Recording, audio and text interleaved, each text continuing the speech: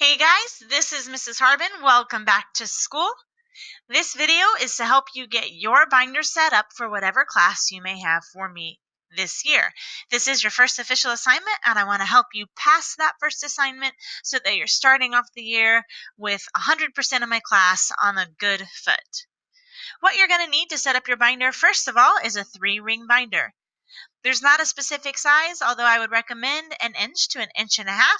Anything bigger than that takes up a lot of space in your locker.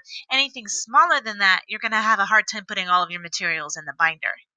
You will need 5 divider tabs. If you don't have these for some reason, I do have extras. I've been stockpiling them over the years, and if you would just like to reuse the ones I have, just let me know. The last thing that you're going to need is the divider inserts that came with your divider tabs. If you've lost those or don't have them, a permanent marker will work just as well. So what do you do to set up your binder? Well, step 1, write your name and subject on the binder, either in a binder insert or on the actual binder itself. If you want to decorate it, go right ahead. The name on the binder helps us return missing binders to their owners when they get separated.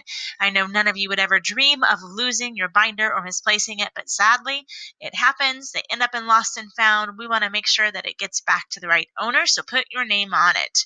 Step 2, label your dividers with the following subsections: DNA, at home work, in class work, resources, tests, and quizzes. You may not know what all of those are just yet, but don't worry, I will be explaining those to you as we get to them. Step 3, put dividers into the binder in the above order. Pretty simple, keep them in that order. It just helps us keep all of our binders organized and will make it easier for you in the long run when it's time for you to study for a test or a quiz or midterm. Step 4, put loose leaf paper in the back of your binder for when you need it. I know all of you have been back to school shopping. Your parents have bought you packs of loose leaf paper.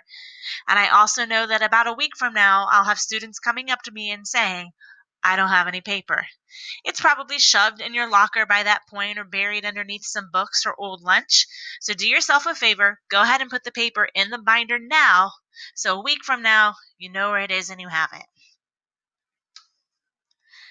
That's really all there is to setting up the binder, but be aware of these things. The binders have 3 rings.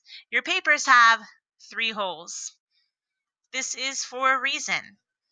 Do not use the binder pockets to stick your papers into. Put the papers with the 3 holes into the binder with the 3 rings.